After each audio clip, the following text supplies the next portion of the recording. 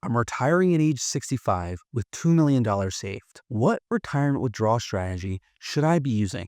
My name's Ryan Janis. I'm a certified financial planner and IRS enrolled agent. And as someone who runs a retirement planning firm, I can tell you this is a critical decision to make because the wrong retirement income strategy could lead to dramatic underspending, especially in your prime retirement years, or even lead you to delay retirement longer than you'd want to.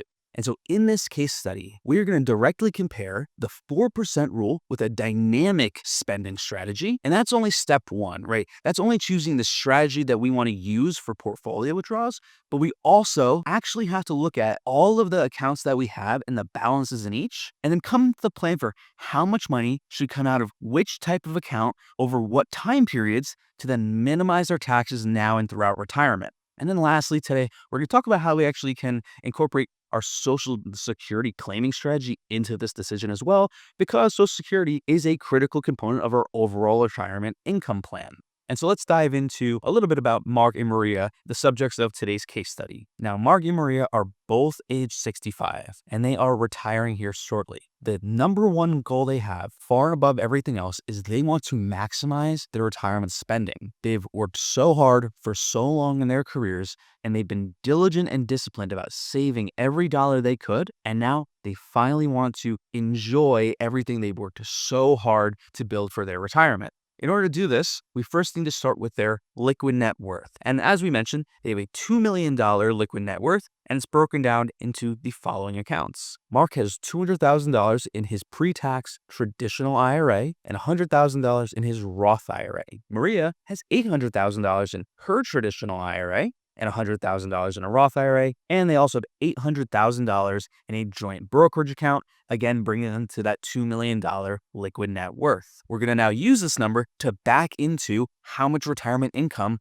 we can now take. So strategy number one that we're going to use, and we're going to compare this against a dynamic spending plan as well, is we're going to look at the 4% rule. Now, the way that the 4% rule is going to work very quickly is that we're going to start with our $2 million portfolio balance. And the 4% rule states that we're going to take 4% of our starting portfolio balance as our initial withdrawal amount, right? So that's going to mean in their first year of retirement, they're withdrawing $80,000.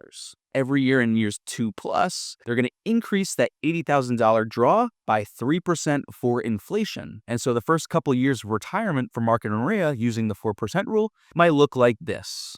And as you can see here, it's a very fixed, stringent, limited withdrawal strategy. But this strategy was created with the idea in mind that we have to weather the absolute worst case scenario in terms of our portfolio.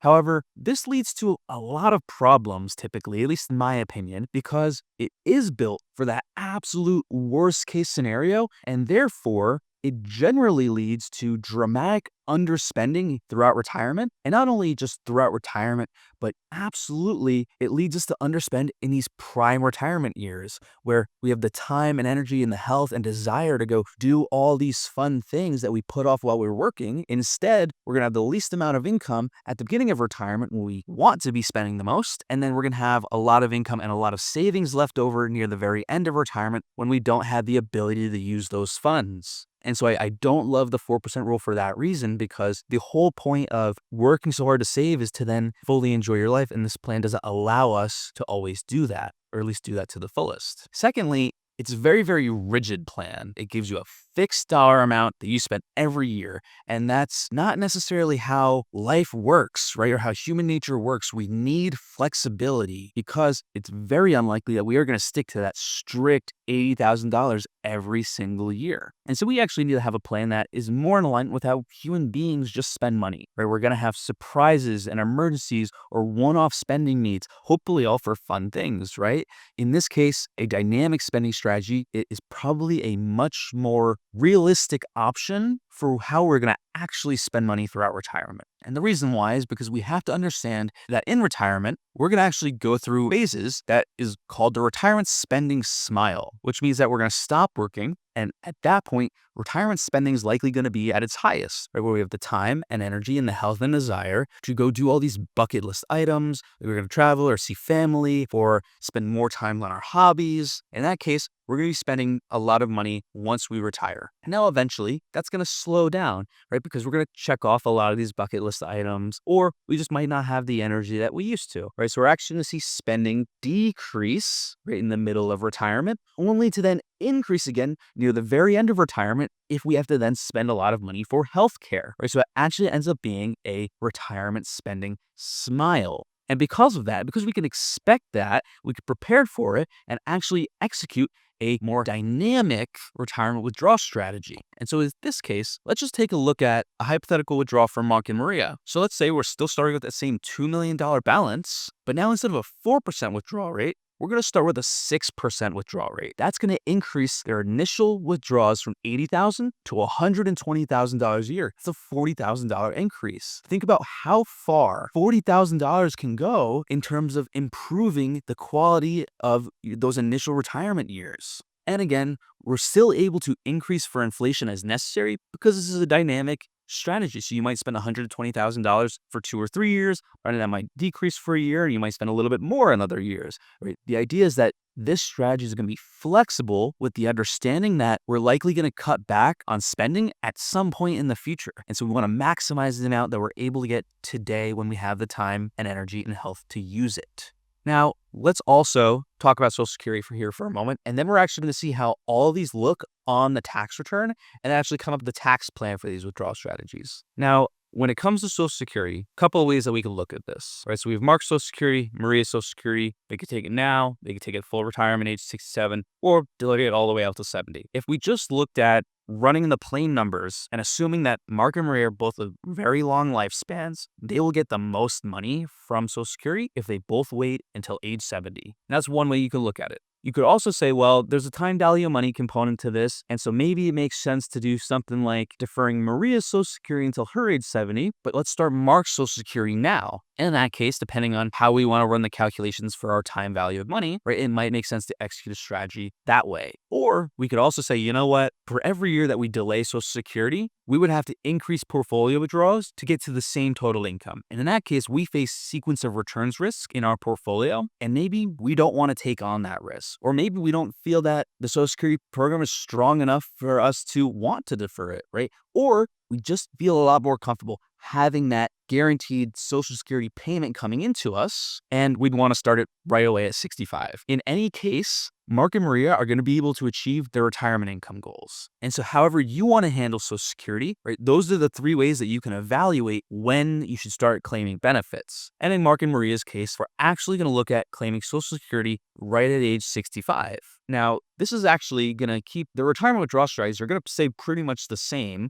It's just the dollar amounts will change slightly. However, regardless if they took it at 65 or 70, we're actually going to be implementing their withdrawal strategy and the tax strategies all the same. So step number 1 is we need to figure out which account we want to spend from first. And in this case, we're going to spend from the least tax efficient account, which is going to be that $800,000 brokerage account. And the reason why is because every single year, they're going to pay tax on all the interest produced, all the dividends produced, and any of the capital gains realized, which again makes that the least tax efficient account. So we're going to want to start here for retirement spending. And so just to see what this would look like on the tax return, they're going to see, line 2, a lot of interest, line 3, a lot of dividends. This account's about 50-50 stocks and bonds. They've also turned on Social Security, so they're collecting $52,800 in benefits. $36,000 of it is taxable, and then they have about $20,000 of capital gains. This all gets them to $120,000 of portfolio withdrawal to meet their retirement spending goals. But we're only actually going to pay tax on, we only have a modified adjusted gross income of $88,966. Once we subtract out our $32,000 standard deduction, they're left with about $56,000 of taxable income. That's again going to be at the 12% tax bracket, and they're going to pay just under $3,000 in taxes this year. And this seems like a pretty good deal, and it's possible to just execute the strategy like this for several years. However, if we leave it here and just spend down this account first without doing any additional tax planning, it's very likely we'd run into some problems later on, right? That reasoning is because we're going to spend down this brokerage account, and the traditional IRA money is going to get to continue to grow and grow and grow and grow. And once we've depleted this account, almost all of our withdrawals will have to come from the traditional IRA money, which might push them from the 12% tax bracket to the 22% tax bracket. So we're going to want to avoid making that jump. And the way we can avoid that is by executing strategic Roth conversions. And I want to stress again that these should be strategic and intentional and deliberate Roth conversions. We should not just be converting just to convert,